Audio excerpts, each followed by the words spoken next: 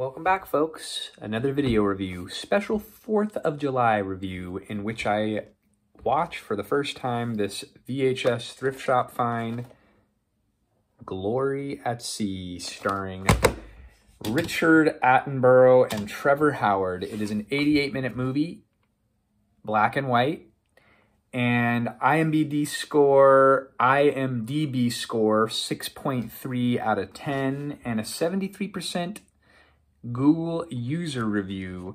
This particular copy is on the Good Times home video release. Interestingly enough, it's got like a blank label, so hopefully this is actually the movie that the box says. I think of Richard Attenborough. Most people probably think of Jurassic Park. I think of him in the movie The Great Escape, one of my favorite World War II type movies. The back of the box has a brief description. It says, Trevor Howard plays the captain of a U.S. battleship on loan to the British in the exciting wartime tale set during World War II. Howard, who is court-martialed but called back to duty because of the war's do-or-die urgency, and his disgruntled misfit crew are given the dangerous assignment of maneuvering the Gift Horse through enemy waters to get it in position to blow up an enemy seaport. Now, this movie came out a year. This movie came out a year before the movie that I also reviewed recently, another naval epic, The Cruel Sea. That one was 5 out of 5 for me. This one's kind of like mid-reviews based off of just the brief information that I found about it online. Very cool box. And the back of the box. So we're going to pop this in, talk about it after we're done, review it on the 1 to 5 scale like we always do. And let's see if it...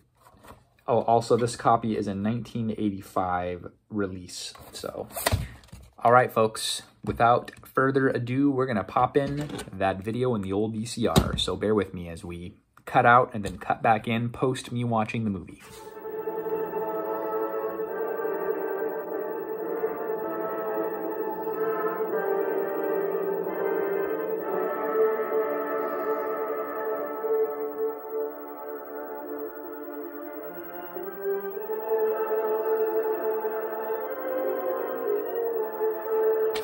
Well, I have just concluded watching Glory at Sea. Interestingly enough, as I sat there researching and Googling during the movie, in the UK, this film was released as Gift Horse. Not as good of a name as the American release, which was Glory at Sea. I think the whole Gift Horse thing is kind of referring back to the whole World War II Lend-Lease program, as the vessel was a World War I 4-stack steamer, Trevor-class destroyer, that was loaned to the British Navy for war purposes in 1940 prior to us actually getting into the war. So the movie is basically about the British Navy and Admiralty, they needed as many extra vessels as they could get. So the U.S., before we entered the war, through the Lend-Lease program, we gave them 50 mothballed ancient American naval vessels, which was this USS Whittier, that they then rechristened as the HMS Ballantrae. And they pulled out this disgraced Lieutenant Commander Fraser that was played by Trevor Howard. He had been court-martialed 8 years prior to when this movie was supposedly taking place in 1940, and they brought him out of mothballs to help command this vessel. Kind of like Cruel Sea, it kind of builds up with this ragtag group of people, highlighting the fact that a lot of the people that were in the Navy at this point in the war didn't have any type of naval background, and they were all just ragtag type of people from all walks of life. His number one, as another phrase that they use in The Cruel Sea to refer to their second in command, was this James Donnell actor, English actor, who played the Lieutenant Richard Jenkins character. Great role. Trevor Howard, also great role in the movie. And I don't know why they highlighted the Richard Attenborough character as much, because to me, he was more of a minor player in the movie, and he didn't really make an appearance, at least that I noticed, until like midway through the movie. This movie had a lot more, I don't want to say heartfelt, but I guess it was more lighthearted at moments than The Cruel Sea was. It had a lot more bar fighting, and like kind of showed the group coming around their leader, and just this piece of junk vessel that they made their own, and they still had pride in it all the way up till the end of the movie. So it was good. It wasn't, to me, as captivating. I felt myself, like I mentioned earlier, browsing my phone and scrolling a lot more through this movie than I did with The Cruel Sea. Part of it might have been because of this was a very poor VHS copy. The source material, the sound was really bad, and the lighting was... I don't know if it was just because of the copy they had wasn't mastered right. I mean, obviously you're talking about a 37-year-old VHS tape copy.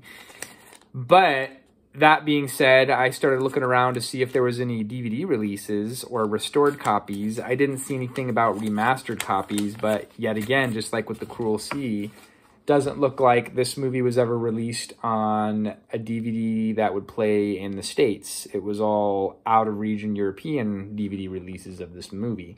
So you're going to have to get a VHS used copy on eBay if you're going to want to check this movie out for yourselves.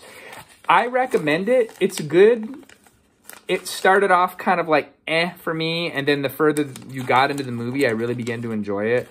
Like I said, the Trevor Howard actor and the James Donnell actor, to me, they were the standouts in this movie.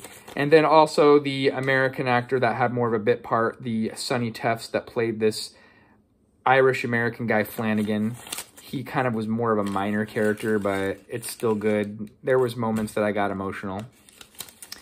I am going to say I started off being more towards 3 out of 5, but I'm going to give this movie a 4 out of 5.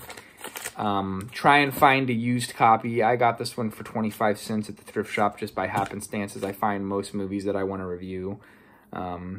Providence just shines down upon me, and I find these movies. Yesterday, I was at the flea market, and my wife said she wanted to watch Sleepless in Seattle. And I looked over, and there on a table of DVDs was Sleepless in Seattle for $1. So there's always movies out there that you could find secondhand cheaply. And it was a good hour and a half to pass the time.